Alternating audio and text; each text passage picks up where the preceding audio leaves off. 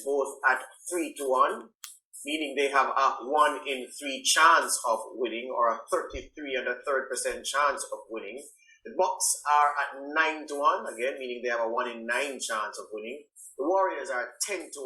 Phoenix Suns are 14-1. What it also means is that if you spend some money on the Phoenix Suns to win the league and they eventually win at 14-1, for every dollar you wager, you win $14 on top of that dollar. That's what 14-1 means. Here, principle for 3-1, 9-1, 10-1. The Clippers 16, and along with the 76ers, the Jazz are at 18-1. So too are the Nuggets, and the Heat are at 20-1. So in terms of value, it's going to be good to gamble the Heat if you are a betting person. For every dollar you bet, you win 20 at 20-1. We rank outsiders in the field to win the NBA this season. The Oklahoma City Thunder at 500-1. You don't need to break that one down for you, right?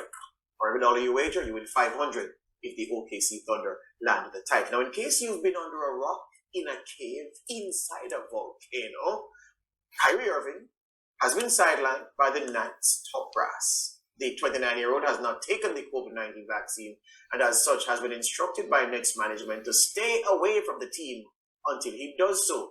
Just to be clear, Irving is even banned from practicing with the team and so faces a rather uncertain future with the New York-based franchise. Irving has been supported in his anti-vax stance by controversial far-right Republican Congresswoman Marjorie Taylor Greene. Taylor Greene, the espouser of some extreme and often ludicrous views, did Kyrie no favors when she posted this on social media. She said, "The fascist NBA won't let Kyrie Irving play for refusing a vaccine, but yet they still let Magic Johnson play with HIV."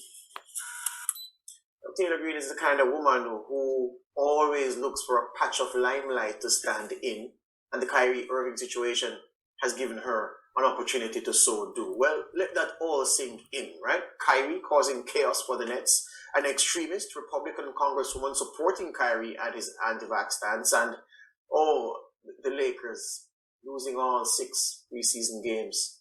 Seems like a good time, don't you think, to call on our NBA analyst, Alister for some perspective.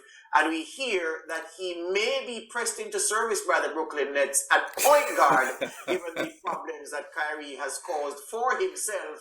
And so Alister is giving us a preview of the look he'll be adopting when the games are on. And this is the look, Alister. You'll be sitting in your living room while the Nets play. No problem. I think that's the best position for you to be playing at. That's all right. If I can help, I will. But yeah, of course, I'll be watching very intently to see how this season goes for them. There we go. Let's start with the ludicrous bit, only because we have to. The Republican Congresswoman, I'm sure you would have known about her and her deeds. And I'm certain she is one person Kyrie Irving would not want an endorsement from or a co-sign from.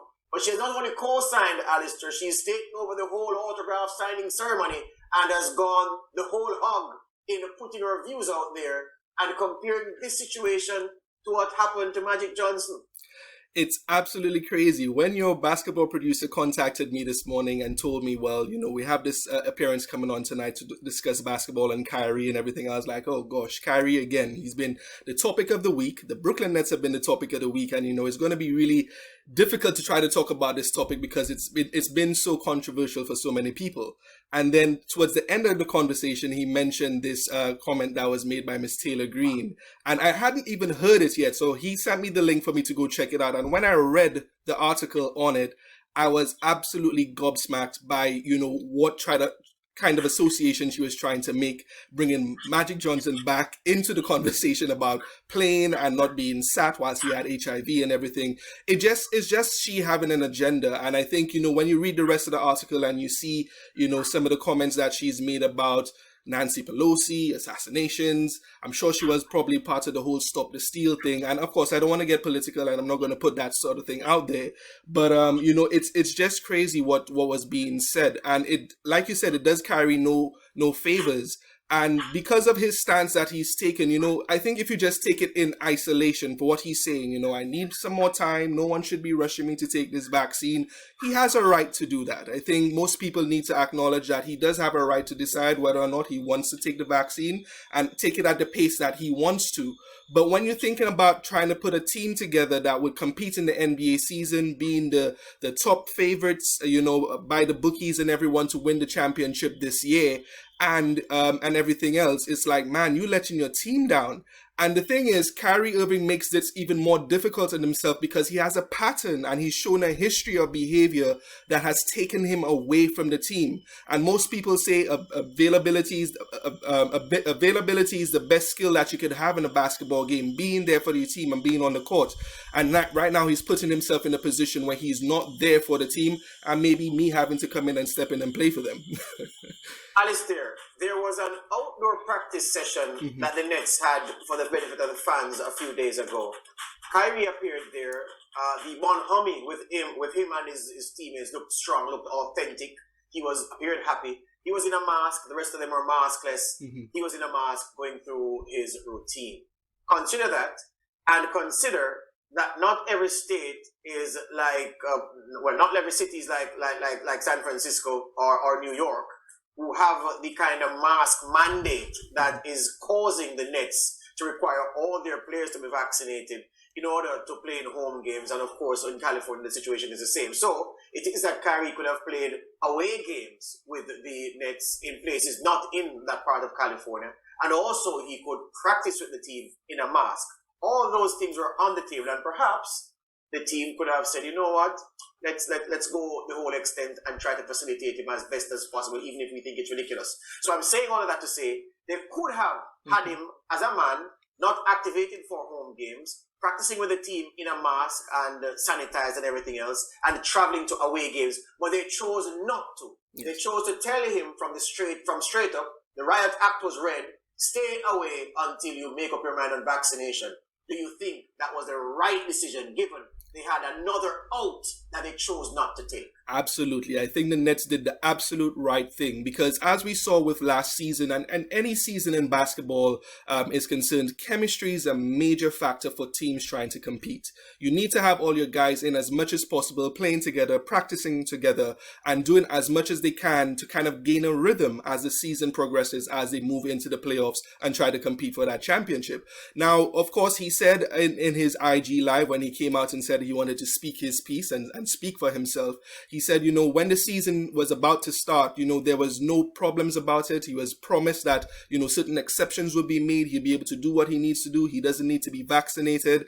And, that was kind of taken away from him. But that's not the NBA's fault. It's the municipality of New York deciding that they needed to do what they need to do for their, citizens and residents, that they need all people in public facilities to be vaccinated or to be wearing masks, etc. And, that was a mandate that came down from government. This supersedes what the NBA or the Nets themselves had chosen for themselves going into the season. So it's either he complies with government's rules or lose his season, lose his paychecks and all that sort of stuff. So I think the Nets were willing to kind of give him that initially, but then they kind of rethought about it and thought, like, we cannot be giving him this level of preferential treatment, because what example are you setting for Cam Thomas, the rookie guard on that team, who's going to probably step in and play a lot of minutes for Kyrie, that, you're going to get preferential treatment when everyone else on the team is trying to do the right thing for the team. And, this guy's, in and out of the squad and all that sort of stuff.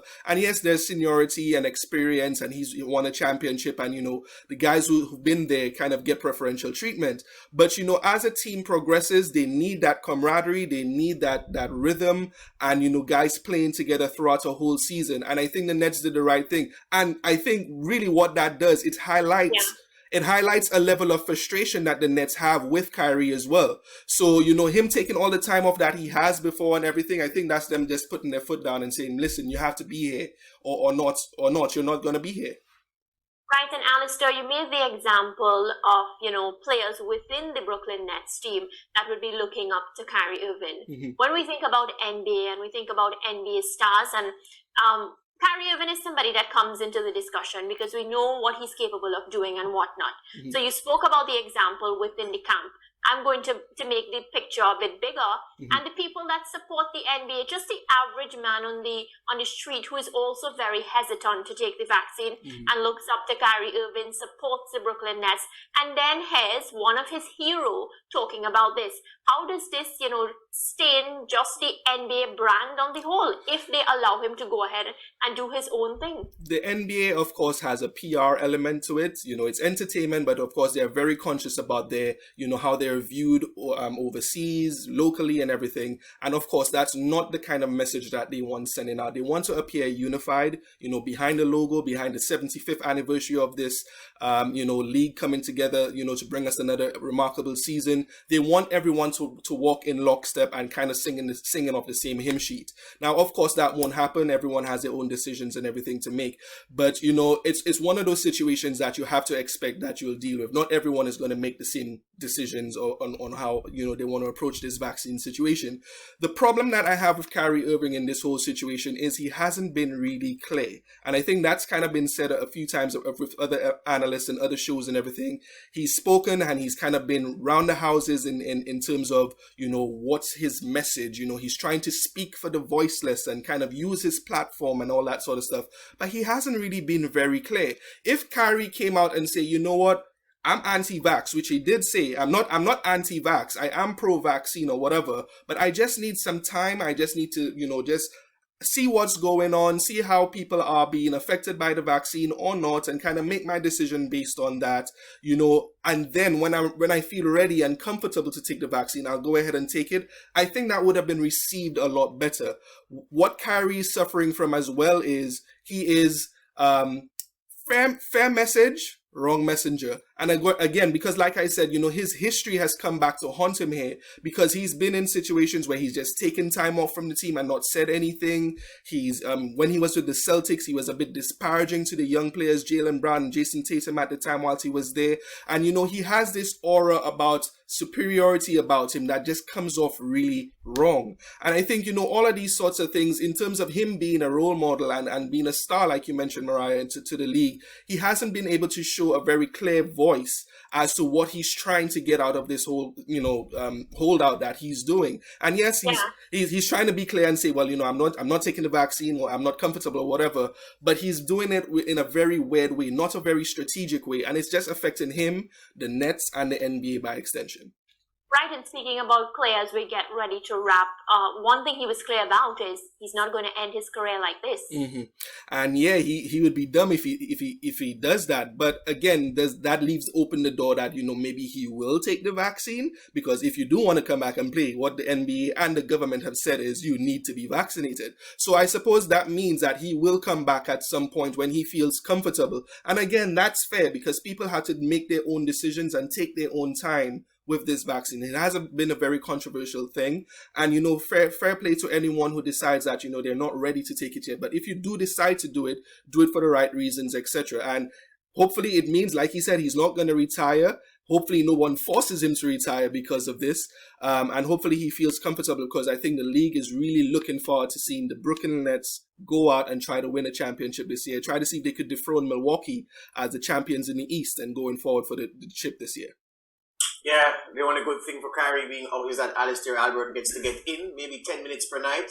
If you can average, 5 points, 2 assists, a steal, we'll take that. I'm good with that. Anything on a little NBA paycheck, I'm good with that, man. Yeah, bring it. Excellent. Mr. 10% is me. All right. All the best to you. We'll talk again, Alister. Thanks, guys. No problem.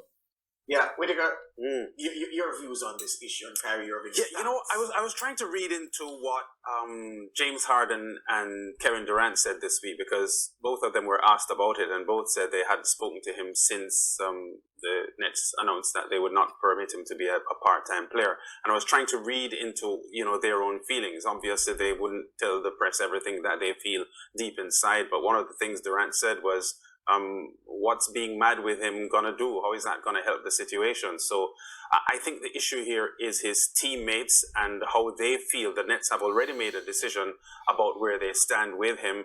And it's very disappointing for the Nets that they've had this issue with Kyrie Irving as Alister just mentioned, and I agree, he is an adult who is free to make his own decision, but there are consequences based on what is happening now. And I just think that the Brooklyn Nets didn't need this on the eve of the season.